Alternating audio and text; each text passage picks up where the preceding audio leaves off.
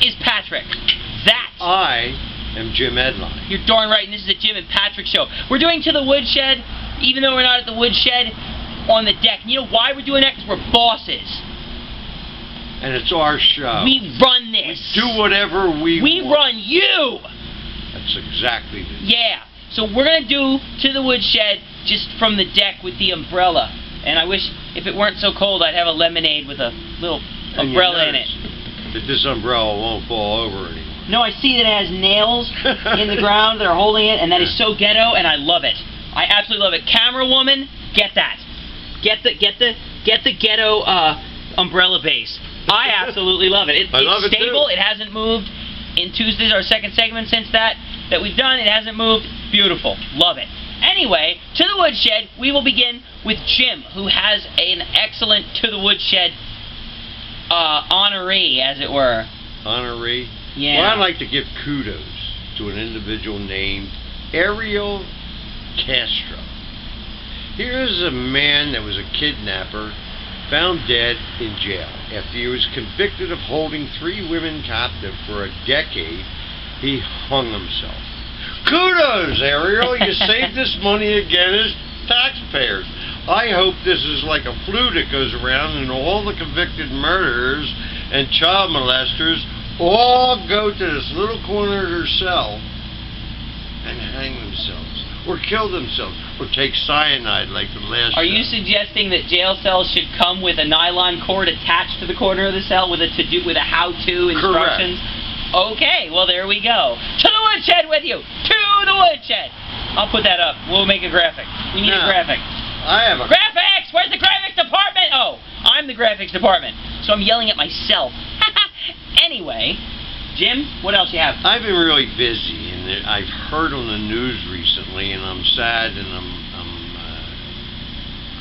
sorry to say that I'm not on top of the killings in the Navy Yard recently. Ah, yes, what happened in Washington, D.C. Yeah, actually, I know a lot about that case, because I was in the car when that was happening and heard all the radio updates and things, and yeah, it sounds like I forget the guy's name, but it doesn't really matter. He's dead, and I'm glad that he's dead, but it's unfortunate that 12 others perished in his rampage that he went on in the D.C. Navy Yard.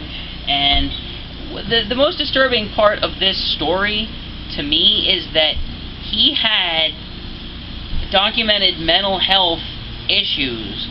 It was documented that he was hearing voices in his head, and the Navy had this information, allegedly, and did not act. They allowed him to keep his security clearance, they allowed him to keep working on projects, and he got in, just badged right in to the Navy Yard on the day of the shooting, just as calm as you please. And I mean, the guy clearly had a deteriorating mental state that was documented. And I'm just appalled that the Navy didn't act when they had this information. And what's up with that nowadays? That there's a lot of situations where there's real seriously mentally ill individuals. Sorry, I can't use the words mentally ill. It's consumers that have an issue. Mentally ill individuals that have a documented history of threatening to kill someone else, or threatening the president, or threatening anybody, and everybody knows that, and they do nothing until actually they act up, and all of a sudden we put them in jail unless they kill themselves. Part of the problem is that we're in a free country. If you were in a country that wasn't free, they could arrest you on suspicion of what you were going to do. There was a Tom Cruise movie that's escaping my mind, the title, which I'm sure you all will remember and think I'm an idiot for not remembering, but where they would put you in prison predicting your crimes. But we can't do that. And so that's one of the pitfalls of freedom, is that you can't really do anything to people until they do something wrong, which is terrible. And you know, rest in peace to the 12 victims and the 4 that were injured. you know, But- Godspeed on your recovery. I mean, Let's it's face just a it, though. shame Shouldn't that there something be- can't be done. It's frustrating. It is Shouldn't frustrating. red flags go up that somebody starts watching this individual Well, before some type of a tragedy? And or like I said, well, that's the point, is that the red flags were there, and the Navy could have at least taken away his security clearance, taken him off the job he was on, and then he Pending couldn't an have, investigation wouldn't have been or able to pending get an in. assessment. He wouldn't have been able to go in and kill all those people. You can't ever stop. Look, to me, if somebody's going to do something crazy, go on a shooting rampage, you can't stop that. You're never going to stop a lunatic with a gun that's determined. But he would have had to start shooting outside. He wouldn't have been able to get inside where all these people were sitting ducks, helpless, and, you know, it would have been a different scenario. Maybe he wouldn't have been able to kill as many people. But there would have been, something would have been able to be done.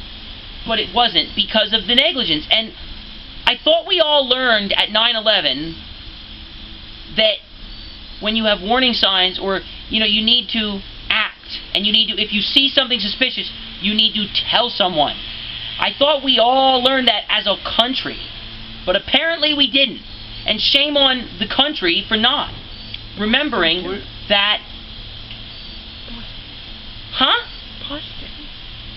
Yeah, the Boston. Thank you, camerawoman. I apologize for my brief break where I was talking to the camerawoman. I was saying the Boston thing. I mean, the Boston marathon bombings, where the people dropped the backpacks off and nobody saw it. Now, thank God, at least there was enough camera coverage to see that. Rest in peace to all the victims of that, because that really hit me hard. And I've since visited Boston and gone to these sites, and it's really, I recommend that you do that, because it's very poignant and really awesome to see the heroism that must have went on that day. Was incredible. In the majority of these cases is forewarning, and everybody ignores the forewarning. All it takes is just watching what's going on and questioning it. But now you were involved in law enforcement. You know you can't catch everything. No, but when it's brought to your attention, well, when it is, then shame on you. But I mean, especially when there's a propensity, especially with nowadays where these young people are walking into schools and killing other kids, and they blasted all over their Facebook page that this is what their intentions are. So basically, are we taking America to the woodshed, or the people that do this stuff? Who are we taking to the woodshed here? I don't know who we're taking to the woodshed. Because right. I think this is just a to the woodshed critique of the whole situation, and trying to come up with answers as to why these things are missed. It's negligence, it's apathy, and it's wrong. But there's a lot of that, unfortunately, in law enforcement. Because we're afraid nowadays to label individuals and give them this and take away their rights and all that. And then 12 people die. Well, now who's those 12 people's rights weren't being taken into consideration? Right. You know what I'm saying? I agree with you. There's got to be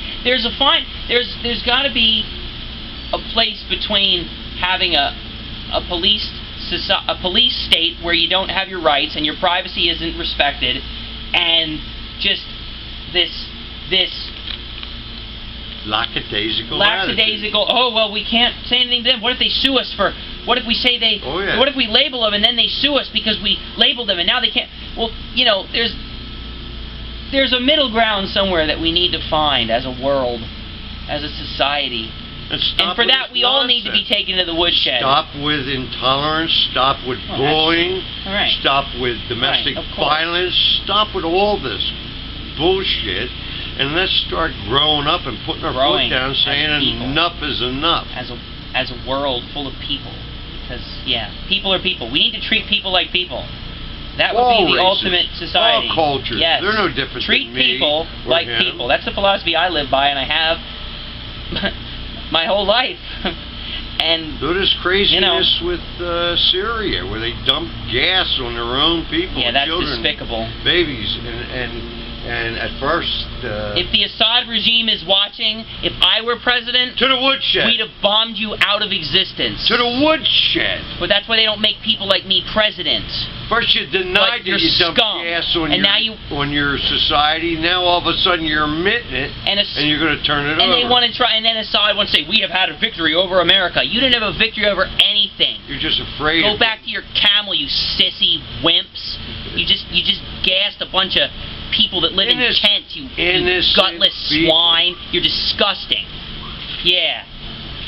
Right here. Ugly American. You got it, if that's how you feel. Drop Good-looking dead American. scumbags. You got it. You're scumbags. To the woodshed. Whatever reasons you come up with are 15 times. just lies. I'm sorry, that ticked me off when that happened. That made me so angry to see that footage of those people Well, that's a sad part shaking about it. and dying. And what did they do? As soon disturbing. as they heard that we were going to look at the issue, they sent all the radicals to blend in with the normal citizens. Right, disgusting. So that they cowards, because they're cowards. yellow. Cowards. Cowards. Yeah, right. Wow, what a pathetic situation we're in the world. It is. Really The world is. sad, It's a pathetic. shame, and it's sad. And innocent people. Innocent. You know what, children. Jim? 95% of the world is good people that are just trying to live life and get by, and then there's that 5% that are evil. and it's so unfortunate that they get amplified and they get press because they're acting evil. Nobody in gets ways press that for are good stuff visible. And it's such a shame. And there's so many people that go on mission trips to these to foreign countries and in this country, and they give out meditation, and they feed people, and they teach people how to farm, and teach people how to sustainable living, and that stuff is so commendable, and that needs more press. And these despicable scumbags like the Assad regime in Syria. Shit. Listen, if the CIA would want to send me on a mission into Syria just to kill you guys, I would do it. Me too. And that's not a threat, that's a promise. I would totally, if you see me and Jim Assad, it'll kind of be like your buddy Osama. Last thing he saw, what's the last thing Osama saw? It was that bullet. the Navy SEAL that put a bullet through his head. Yeah, it'd be like that. Even worse. And we're not editing this, and we're not taking it back. And it's not a threat, it's a promise. If they would, I swear to you, I would love to do that. I would love to be the last person you saw. I'm no better than any of your people over there that are None good of people. us. Amen. They all deserve to live Treat life. people like people. They all deserve to be loved and be cared for. They certainly you bastards didn't deserve a that nerve do gas this attack. to your society and kill innocent women, innocent children over craziness and illogical reasoning and religious beliefs. How dare you? And it's a perversion of religion, because it's just Islam is not an evil religion. No, It is. And the people who pervert it are despicable. And if you pervert any religion for your own gain, you're despicable. And you guys are scumbags. I just What wish. is scumbags? There's no word in society that can come up with a label you're right. for who you that's low enough to creeps describe are. those scumbags. And then they'll say, "Oh, we had a victory over kill yourselves. Just kill yourselves. Do the world a favor and kill yourselves." Go to jail. Like not to the woodshed. Like yourself. seriously, kill yourself. Like seriously, kill yourself. The world would be better off if you all killed yourselves. I mean, or else come here and I'll push the button and I'll do it for you. I have no problem with that. We don't live in a barbaric society, but a part of me would like them to get nerve gassed just so they could see what it felt like. That wouldn't be humane. That wouldn't be right. That wouldn't be right. That would not be right. I don't want to say that I say that would be right. But, you think about, That's what their sentence should be. I was never for the eye for eye. No, not at all. Me neither. But a part of me, I'm saying a part of me, when I see that, just my visceral... innocent women and children should be gassed. My visceral reaction to it is that you wish that would happen to them, so that they would know what it felt like. 'Cause that looked like the most god-awful death that you could possibly have. Children. And it was women, children, innocent Tremors. people. Yes, just taking their last breath. Oh, it was god-awful to watch. It was really, really hard to watch. It was insanely hard to watch.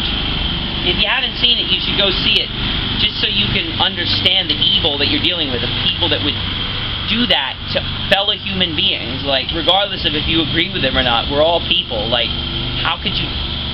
I can't understand how evil you have to be to do that to another person. It's horrible. I'm figuring that we're running out of time on this episode. So we should probably say, give us your feedback. thejimandpatrickshow@gmail.com. And Jim, I'll let you close us out. Don't send us hate mail for what we just said, except for the idiots that are over there gassing the people. Bring it on. I wish Assad would. I wish Assad would send me hate mail. Because if I know where you live, you don't even want. I have my passport on me. I can come over there. I have a passport. You don't want to see me. You don't want to see me.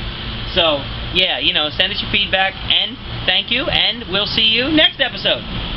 Bye for now, and thank you very much.